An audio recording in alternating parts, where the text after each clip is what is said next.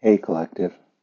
So today I'm feeling inspired by somebody's prompt in a YouTube I saw a day or so ago, essentially to list 10 things you're grateful for and then notice how you feel before and after doing so. So I've done this exercise and it was interesting because when you start, it's a big list, right? Grateful. It's a pretty powerful state of being. So, little hesitant at first, but let's see how this unfolds. So the first thing I'm grateful for is my breath and the ability to breathe in new ways, ways different than I used to breathe before, which may not make sense to most unless you've spent a lot of time with yourself trying to figure out what that means with a lot of helpful guides and wise people who know how to teach breath rhythms that make a real difference in your life. Second thing that I was feeling grateful for is my warm bathrobe. Um, it's interesting, even if you wear it all throughout the year. What you always notice, and if you're like me, what you always notice is how calming it is when you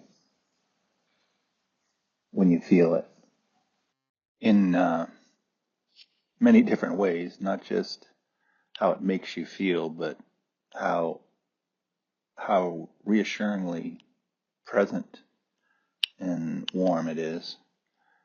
The third thing I came up with was my first sip of coffee uh, and enjoying my wake up time. It's My wake up time is usually a little delayed because I try to take a little bit of time before I get moving to visit with Source, which is actually my fourth. If I'm gonna keep keep counting here, so my fourth would be resting peacefully with Source at the start and close of each day, and this one's a this one's a relatively new one in terms of being, regular, like literally, you know, a daily ritual of sorts. And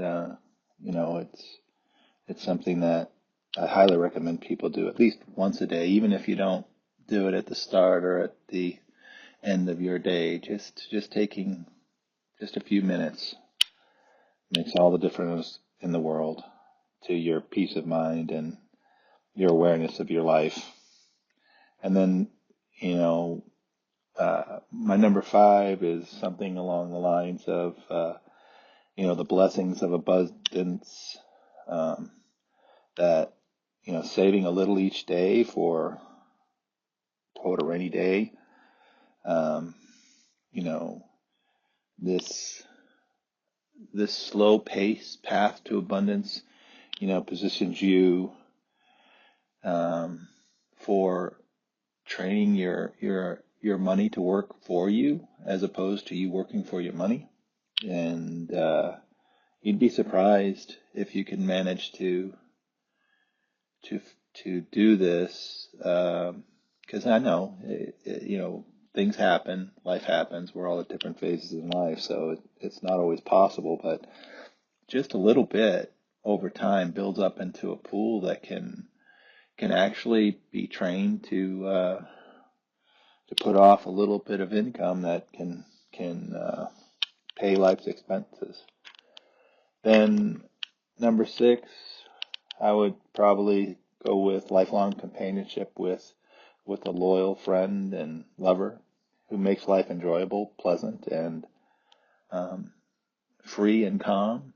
It and Yeah, at times exciting, both in a very pleasant and pleasurable way, but also in some sort of natural human shadow self type ways. Um, And the key here to me seems to be the identification that, there are so much blessings to just living and breathing in the presence of people you love or that someone you love that probably goes against all typical uh, social social expectations of ever-present excitement in one's life. Um, and then my seven would be health and well-being that brings presence and possibility to my life. It's oh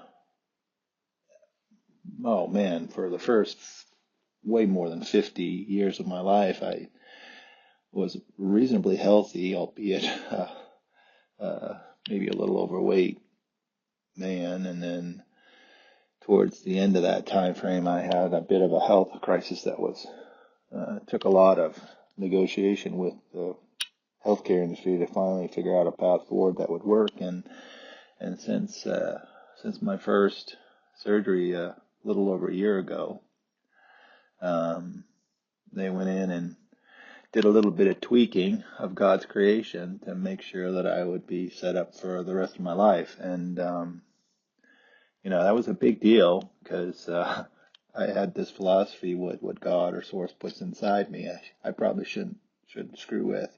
It didn't make a lot of sense to me to go in and start taking shit out unless you really knew you needed to take it out. And therein lies the problematic journey of 2 to 3 years to get all that worked out. But the story was alluded to and basically ended up in a very positive place. Um, then from here, I would just say recently, thanks to Courtney and Zero and Collective and my guides and advisors, it's having a relationship with myself that is essentially unshakable now. Um, and in many ways, I do feel invincible, and I know there's a shadow edge to that statement, but it's a hell of a lot better than feeling like a victim or just in toil and tribulation over the quote your lot in life. And the it just rings true in so many ways. We won't go into all the details behind that here. Then um, well, maybe we will, but kind of in a nuanced way. Um, and we're kind of at 8 now, so I'm noticing that the intensity and strength behind these observations of things to be grateful for is kind of increasing in intensity because I'm feeling called to talk about the steadfast strength required to stand tall and resolute when outnumbered by power drunk narcissists, just because um, my resilience to their insanity pisses them off. And it may be painful while I'm doing it, but it still brings me much pleasure to piss those fuckers off just because I can. Anyway, my number 10 would be um, something that's, probably since early November new, and that would be sort of this ever-present hum of a self-regulated nervous system guiding my creative energy, in every now moment toward a legacy that is building my 5D self and hopefully um, shining a light in a way that helps others grow the new earth.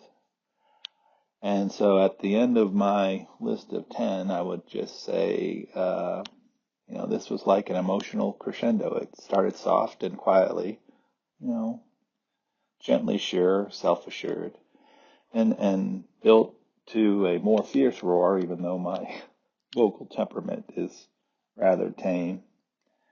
And I think that's just a personality trait. The the way I'm handling these channels now is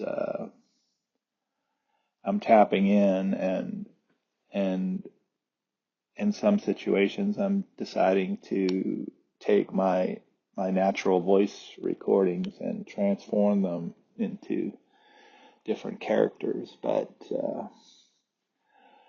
I also decided that I can't just do that alone. I mean, that will work for some of the messaging that I'm trying to channel, but for me, it's likewise going to be important to my personal health and spiritual health and well-being that you hear my voice with all of its idiosyncrasies and wobbles, etc.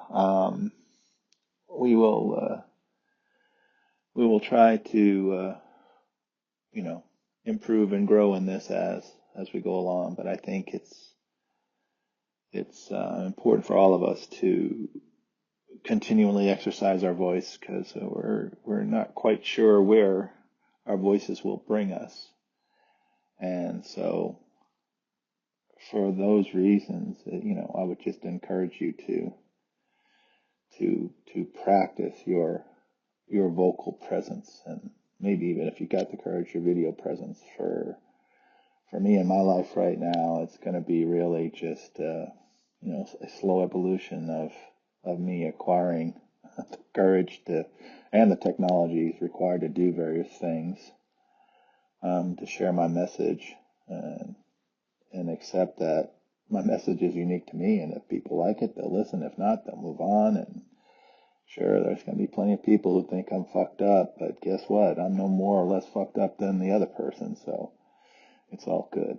And with that, I'd just like to close to say, take all this for the highest good of all or higher and harm of none. Namaste.